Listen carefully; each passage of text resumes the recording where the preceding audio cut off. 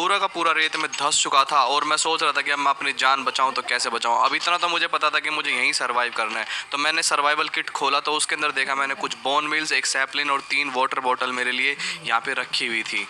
मैं water bottle, sapling और bone meal को लेकर के बाहर आया, सोचने लगा कि यहाँ पे कोई डर्ट होगी तो मैं इसको उसमें उगा दूंगा। बट यहाँ पे कोई डर्ट नहीं थी, चारों तरफ रेत ही रेत था। मैंने बहुत नीचे तक ज़मीन में खोदा और मैं कुछ ज़्यादा ही खोद चुका था, लेकिन यहाँ पे डर्ट तो छोड़ो, मुझे एक पत्थर तक नहीं मिल रहा था। और मैं समझ गया था कि मैं इस सहारा डेजर्ट में फंस चुका हूँ बुरी तरीके से। लेकिन मुझे हार नहीं माननी है, मुझे कैसे भी करके डर्ट का जुगाड़ करना है और इस सैपलिन को उगाना है। तो मैं अपने प्लेन के अंदर आया, मैंने इधर उधर खंगोलना शुरू किया कि मुझे कुछ डर्ट वगैरह या फिर कुछ ऐसा ही एक सीक्रेट चेस्ट मिल जाए, लेकिन मुझे ऐसा कुछ भी नहीं मिला प्लेन में।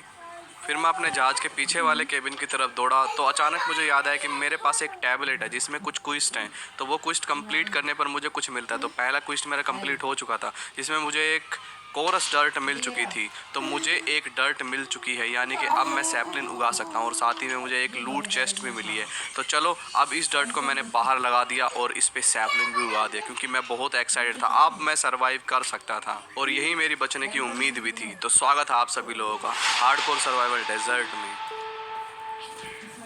अब मैं बस बैठे बैठे प्लेन में उस पेड़ के उगने का इंतज़ार कर रहा था, साथ ही में मैंने पानी की एक बोतल भी पी ली।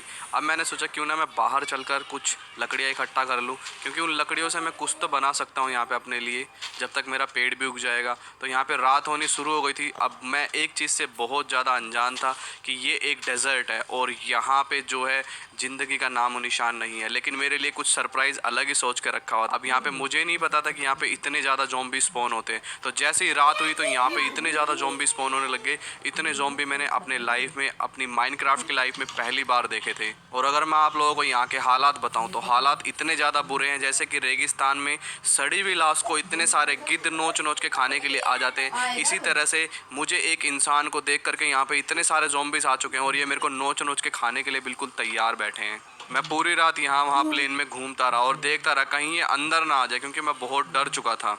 और अगली सुबह मैं जैसे उठा तो मैंने अपना आखिरी बचा सैंडविच भी खा लिया। अब मेरे पास खाने के लिए कुछ नहीं था और एक बोतल मैंने पानी भी पी ली। अब पास ही में मैं गया और मैंने वहाँ से सूखी झाड़ियाँ तोड़नी शुरू की और कुछ डंडियाँ इकट्ठी करी और उनसे ज़ॉम्बीज़ को पीटना शुरू कर दिया, क्योंकि भाई मुझे उनको मारना था। क्योंकि यहाँ पे एक रूल है, अगर आपने रात के ज़ॉम्बीज़ को दिन में नहीं मारा तो आपको दिन में काम नहीं करने देंगे और आप कुछ भी क्राफ्ट नहीं कर सकते, कुछ भी बना नहीं सकते। तो बस बैठ गया मैं यहाँ पे ज़ॉम्बीज़ को मारने के लिए। मुझे ये आयरन की तलवार भी इन्हीं ज़ॉम्बीज़ से मिली है, इनको मार मार कर, लेकिन इसकी ड्यूरेबिलिटी बहुत ही कम थी।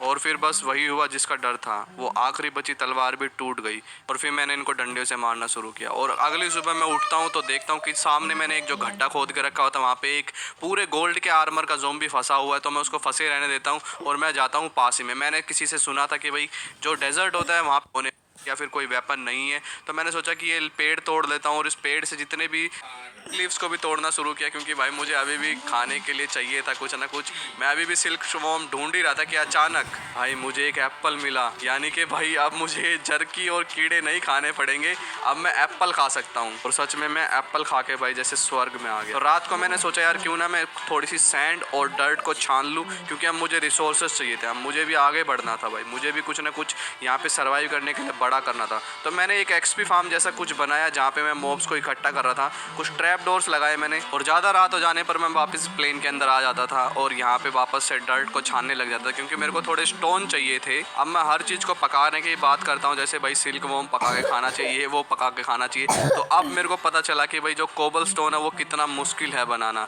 क्योंकि ये सब पकने के लिए फर्नेस तो चाहिए ही होता है ना भाई, और फर्नेस मेरे पास है नहीं। तो फर्नेस बनाने के लिए मुझे बहुत सारे डर्ट के ब्लॉक बनाने थे और फिर उनमें से पत्थर निकालना था और पत्थर से फिर कोबल स्टोन बनाना था और कोबल स्टोन से बनता मेरा फर्नेस। डर्ट के साथ साथ जो सैंड से मैंने पाउडर बनाया, मैं बस की तरफ बस अब हाइट कुछ भी हो मैं उसमें जीतता ही था। और तो आज माइनक्राफ्ट वर्ल्ड को ट्रांसफॉर्म करने वाला हूं एक ब्यूटीफुल विलेज में। अब जैसा कि आप लोग को याद ही होगा कि मैंने अपने वर्ल्ड में कासल बनाया, म्यूजियम बनाया, जू बनाया, मेंशन बनाया और इतनी सारी चीजें बनाने की